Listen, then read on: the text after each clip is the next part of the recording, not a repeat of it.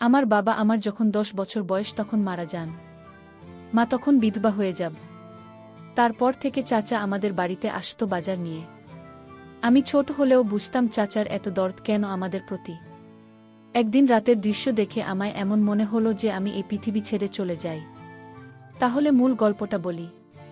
Hello বন্ধুরা, কেমন আছো তোমরা সবাই? আমি তোমাদের সবার প্রিয় ঈশিতা আপু, তোমাদের জন্য নিয়ে এলাম একটা নতুন গল্প। আজকের গল্পটা শুনলে তোমাদের 100% হাত নাড়াতে হবে। প্রতিদিন নিয়মিত ঘোপাগপির গল্প পাওয়ার জন্য আর আমার সাথে কথা বলতে চাইলে আমার চ্যানেলটি সাবস্ক্রাইব করে নোটিফিকেশন বেলটি অল করে রাখুন। তো গল্পটি শুরু করা যাক। বাবা মারা যাবার 4 মাস না যেতেই হেলিম চাচার আমাদের বাড়িতে রোজ যাতায়াত শুরু হয়েছে। চাচা আসলে মা ভাত বসাতেন বা চায়ের পানি ছড়াতে।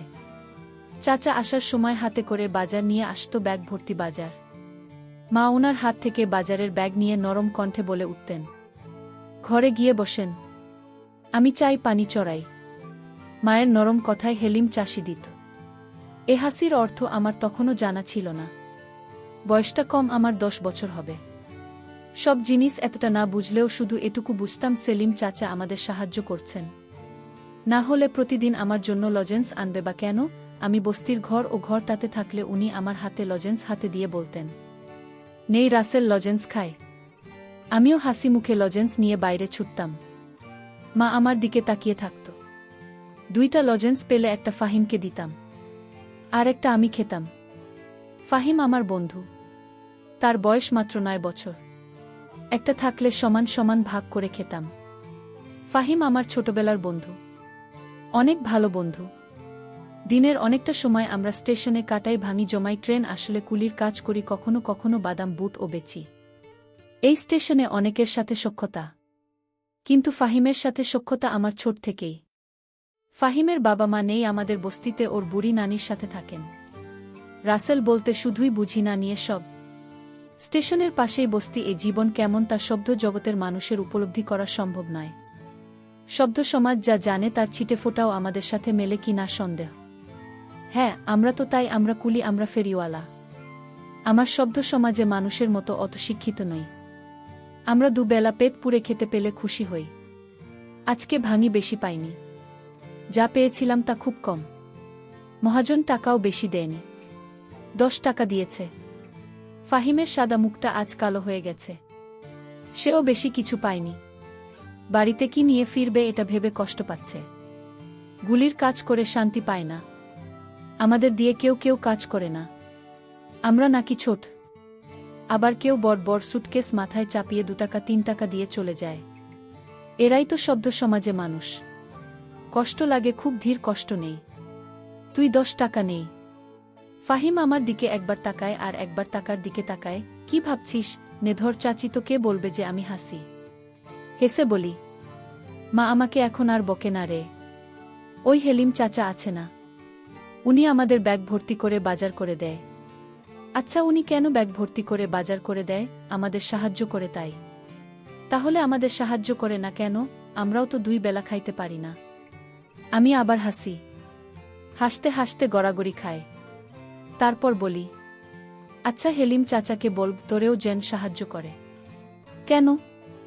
এবার টাকাটা ধর, চল বাড়ি যাই। ফাহিম টাকাটা হাতে নেয়। তারপর দুজনে ট্রেন লাইন ধরে বস্তির দিকে হাঁটা দিই। বস্তিতে ফিরে দেখলাম ঘরের দরজা দেওয়া। ঘরটা তো ছোট, আর একটাই ঘর। মা আমি মেঝেতে বিছানা করে ঘুমান। আমাদের খাট নেই তাই মা আমাকে কাছে নিয়ে এখনো ঘুমায়। আব্বা থাকতেও আমাদের কষ্ট হতো, কিন্তু এতটা না। আব্বা আম্মা দুপাশে ঘুমাত আর আমি মাঝখানে। কি শান্তির ঘুম! এখনো আমি বিছানায় শান্তিতে ঘুমাই। তবে আমি বুঝতে পারি মা অনেক রাত পর্যন্ত ঘুমায় না। চোখের জল ফেলে। মায়ের চোখের জল মাঝে মাঝে আমার মাথা স্পর্শ করে। আমি ঘুমের ভান করে থাকি। বাবাকে হারানোর পর মা কেমন যেন হয়ে গেছে। তবে ইদানিং মাকে একটু ফুরফুরে মনে হয়। যবে থেকে হেলিম চাচা আমাদের বাড়িতে যাতায়াত করে তবে থেকে। বাবা মারা যাওয়ার পর মা তেমন সাজগোজ করত না। এখন একটু সাজগোজ করে। ভালোই লাগে আমার। সব কিছু এত ভাল চলছে। হেলিম চাচার মতো মানুষ যদি আরও অনেক থাকতো তাহলে বস্তিবাসীদের এত কষ্ট থাকতো না। ঘরের সামনে গিয়ে বুঝলাম ভেতরে আছে আরও কেউ থাকতে পারে। কেন জানি আজ দেখলাম না। চুপি চুপি উকি দিলাম। যা দেখলাম তা নিজেকে বিশ্বাস করতে পারছিলাম না। চোখে হাত দিয়ে ঘষা দিয়ে আবার দেখার চেষ্টা করলাম। যা দেখছি তা সত্যি। মায়ের সাথে সেলিম চাচা ঘরে বসে গল্প করছে। মনে হচ্ছে তারা দুজন কতদিনের চেনা। আমি ধরাত করে বসে পড়লাম। হঠাৎ আমার মুখটা দেখে ফেলে আমার মা। তারপর আমি জানালা থেকে দূরে পালিয়ে গেলাম। তারপর কতক্ষণ বাইরে বসেছিলাম আমার মনে নেই। তখনও হেলিম চাচা ঘর থেকে বের হয়নি। মা, হেলেম চাচা তারা ঘরের ভিতরে এতক্ষণ কি করছে? আমার কাছে হেলিম চাচাকে একটু অন্যরকম মনে হচ্ছে। আমি চিন্তা করলাম একদিন আমি জানব হেলিম চাচা কেন আমাদের এত সাহায্য করে। এর পিছনে অবশ্যই কোনো কারণ লুকিয়ে আছে। সেলিম চাচা একজন ক্ষেত্রে প্রকৃতির মানুষ, খুব হিসাবে একজন মানুষ। একটা টাকা কই যায় সে অক্ষরে অক্ষরে হিসাব করে। আর সেই লোক কিনা আমাদের প্রতিদিন ব্যাগ ভরে বাজার করে দেয়। এর পিছনে কারণ তো অবশ্যই আছে। সেলিম চাচা মায়ের কাছে কি চায় এটা আমার জানতে হবে। এসব ভাবতে ভাবতেই ফাহিমের ডাকে আমি তার দিকে তাকালাম। অস্ত্রভাবে বললাম, হ্যাঁ। যাবি না কোথায়? ট্রেন আইতাছে। আমি উঠলাম।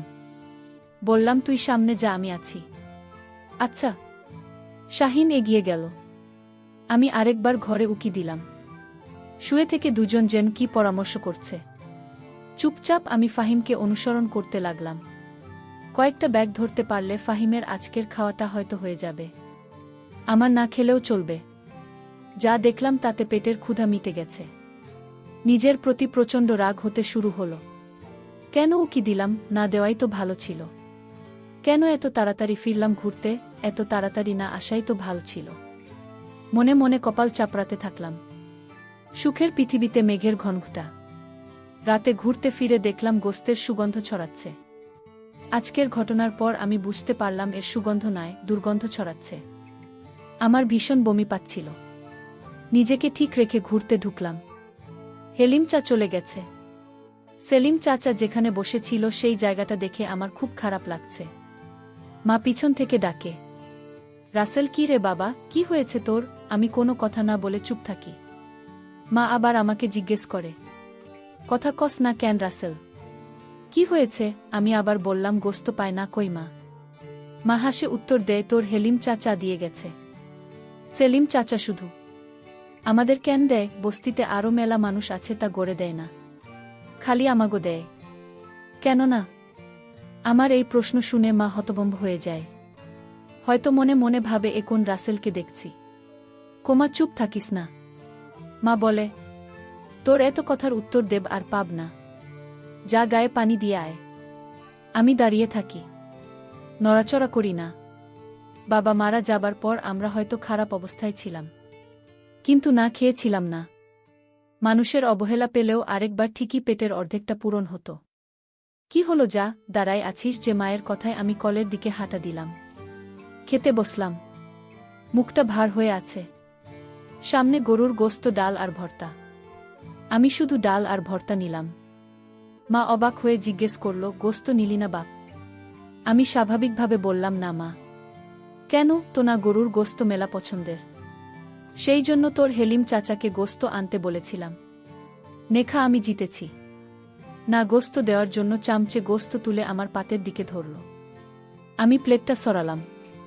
কি হল বা? নেন নামা, খামু না। আইস ভাল লাগছে না। কি হয়েছে তোর? আইস এমন করছিস কেন? জ্বর আসছে নাকি? দেখি। মা আমার দিকে হাত বাড়ায়। আমি হাত সরিয়ে দিই। মা, তুমি আমায় ধরবে না। মা, হেলেম চাচার এ আর গোস্ত আনতে খুল না। আমার ভালো লাগে না গোস্ত। আমার আজকের কথাবার্তা শুনে মা কিছুটা অবাকি হয়েছে। আমি তার দিকে তাকাইনি। শুধু ডাল আর ভর্তা দিয়ে চুপচাপ ভাত খেয়ে শুয়ে পড়লাম। আমি গোস্ত খেলাম না বলে মাও খেল না। আমার পাশে শুয়ে পড়ল। আজকে আমাকে আর মায়ের ঘরে থাকতে দিল না। কইল না করে দিতাম। সারা রাত আমার চোখে ঘুম নেই। শুধু হেলিম চাচা আর মায়ের জন্য বাজার আরও কত কি নিয়ে আসে, আমি এর মানে বুঝতে পারলাম না। আমার বয়স 10 হলে কি হবে? আমি তো কিছু হলেও বুঝি। এমন না যে আমি কিছুই বুঝি না। আমি এসব ভাবতে ভাবতে ঘুমিয়ে গেলাম। সকাল সকাল ঘুম থেকে উঠে স্টেশনের দিকে হাঁটা দিলাম। এখনও স্টেশনে মানুষ এভাবে জাগেনি। ট্রেন আসতে দেরি হবে হয়তো। আমি অস্পষ্ট আলোতে ট্রেন লাইনে বসে পড়লাম। পেটটা ক্ষুধায় চো চো করছে। রাতে ঘুম হয়নি। জেগেছিলাম বেশিরভাগ সময়। শরীরটা ক্লান্ত লাগছে। মনের মধ্যে রাগ যেন ফুঁসে উঠছে। নিজেকে নিয়ন্ত্রণ করতে কষ্ট হচ্ছে। আস্তে আস্তে রোদ উঠছে। দুজন করে লোকের আনাগোনা চলছে। রোদের ঝিলিক গায়ে লাগতেই অসম্ভব ভালো লাগা কাজ করছে। গতকাল ওই ঘটনার পর এই প্রথম ভাল লাগছে। হঠাৎ কাজ যেন স্পষ্ট অনুভব করলাম। পিছনে ফিরে তাকালাম। না। কি রে বাপ, সকাল সকাল এখানে কি করছিস? এ কথা বলে মা আমার পাশে বসে পড়ল। আমি নিজেকে নিয়ন্ত্রণ করার চেষ্টা করছি, যাতে মা কিছু বুঝতে না পারে। কে যেন বলেছিল মা খারাপ হলেও সে মা। মায়েদের কাছে তাদের সন্তানরা রাজপুত্র। আমি জানি না আমাকে কতটা কষ্ট করে মানুষ করেছেন। হঠাৎ বাবার মৃত্যুতে আমাদের ভীষণভাবে কষ্ট দিয়েছে। মাকে আমি ভালোবাসি, খুব ভালোবাসি। আমি মায়ের দিকে তাকালাম। সকাল সকাল ঘুম ভাঙল, তাই এখানে বসে আছি। তুই এখানে কি করিস মা? মা হেসে বলল। তোকে বিছানায় পাইলাম না। ভাবলাম কই গেল পোলাটা, কই আর জামা। আমার তো যাওনের জায়গা নাই। মা আমাকে জড়িয়ে ধরে হু হু করে কেঁদে উঠল। বলল, এমন কথা কইস বাবা? তুই যে আমার বাপ। আমার বাপ মরার পর তুই আমার সব, আমার দুনিয়া। মা তুই বাড়িতে যা। ট্রেন আইতাছে। দেখি কেউ কান দেয় কিনা। মা আমাকে ছেড়ে দিয়ে বলল, তাড়াতাড়ি বাড়ি আয় বাবা। চাল ভেজে চাকরি। আচ্ছা মা। মা চলে গেল। আমার মনটাও নরম হয়ে গেল। মা তো মাই হয়, মায়ের কাছে দুনিয়ার সব কিছু মিথ্যা। না, এমনই একজন যার মুখের দিকে তাকালে সব কষ্ট যন্ত্রণা ভোলা যায়। ট্রেন আসলো।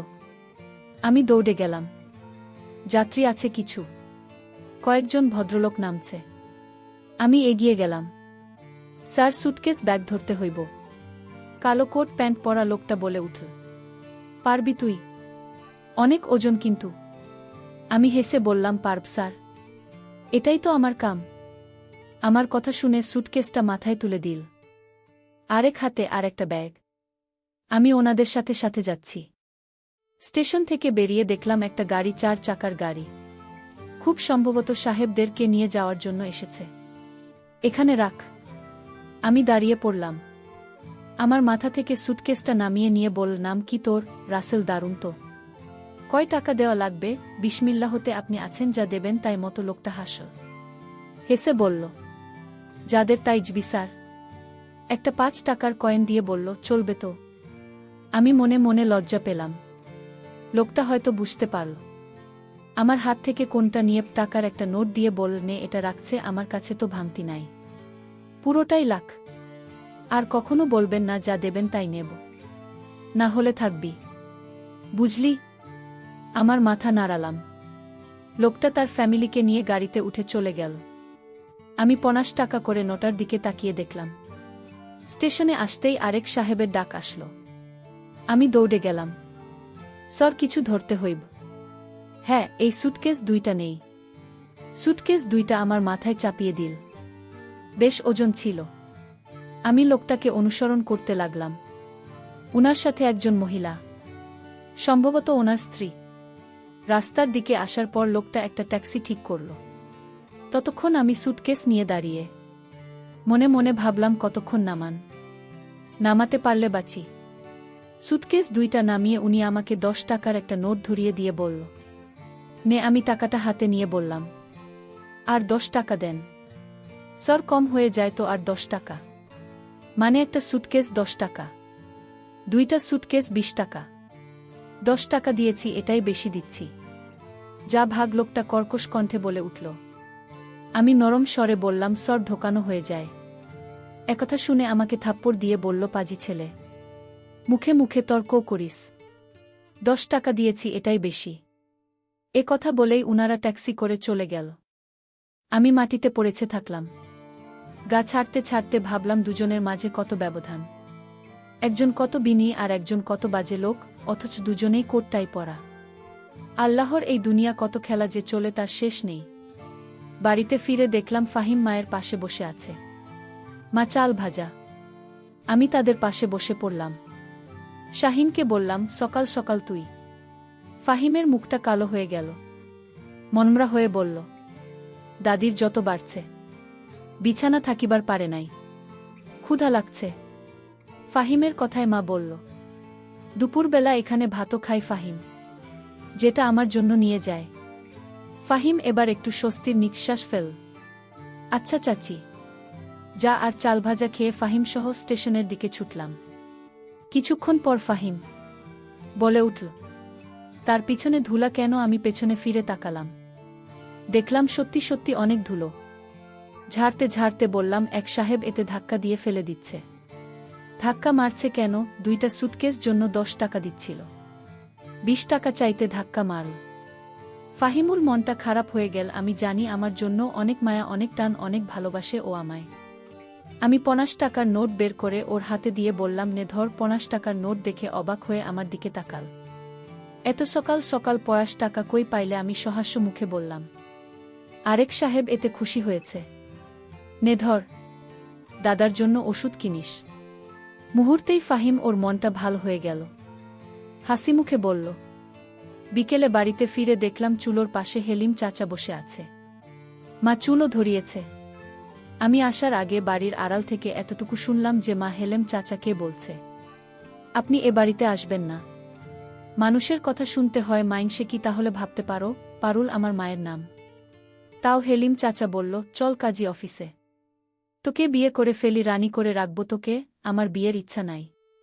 তাহলে কি বিধবা হয়ে থাকবি? এ কথা শুনে মা চমকিত হয়ে গেল।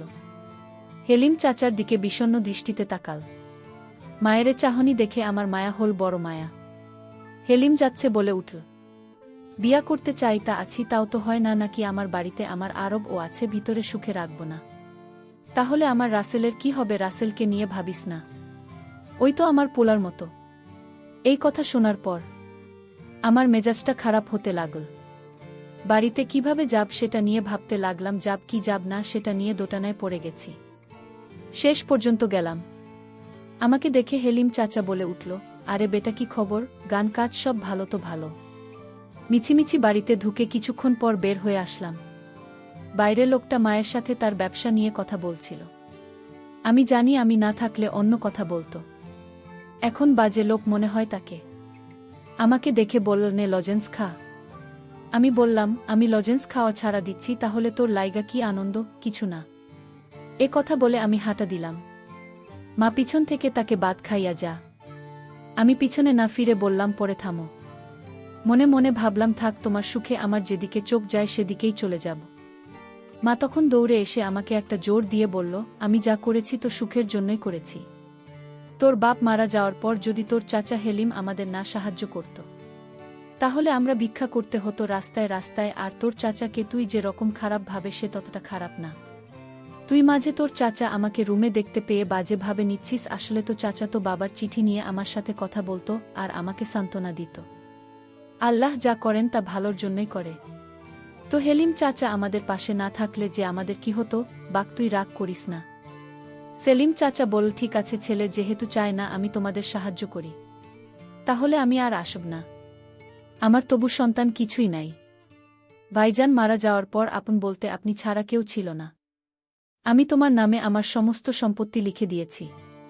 তোমরা মা ছেলে ভালো থাকো, আমি চলে যাই। মা তখন আমাকে বলল, বাবা, তুমি যেদিন তো চাচাকে আমার ঘরে দেখে সন্দেহ করেছিলি, ওই দিন তো চাচা আর আমি পরামর্শ করে আমার নামে সমস্ত কিছু লিখে দিয়েছে তো চাচা, আমি নিজে চাইনি। তোর চাচা বলল, আপনি আর রাসেল ছাড়া কি আছে আমার? আমি আপনার নামে সমস্ত সম্পত্তি লিখে দিলাম। আর তোর চাচা তো তোর বাপের আপন ভাই, তাহলে তার সাহায্যে পেলে ক্ষতি কি? চা তো বাপের সমতুল্যই। তুই আমাদের যে রকম ভাবছিস আমরা আসলে তেমন না, এটা তো ভুল ধারণা বাপ, আমি কোনো পাপ করিনি। মায়ের কথা শুনে আমি হেলিম চাচাকে জড়িয়ে ধরে কাঁদতে শুরু করলাম আর বললাম, চাচা, আমি তোমাকে ভুল বুঝেছিলাম, মাফ কইরা দিয়ে আমায়। প্রিয় বন্ধুরা, গল্পটি ভালো লাগলে অবশ্যই কমেন্ট করে জানাবেন। আর নিয়মিত এমন আলাদা স্বাদের গল্প শুনতে ভিডিওটিতে লাইক এবং চ্যানেলটিকে সাবস্ক্রাইব করে সাথেই থাকুন। আর হ্যাঁ, নোটিফিকেশন বেলটি অল করে রাখবেন, যাতে পরবর্তী গল্প সবার প্রথমে আপনাদের কাছে পৌঁছে যায়। ধন্যবাদ বন্ধুরা। ধন্যবাদ সবাইকে।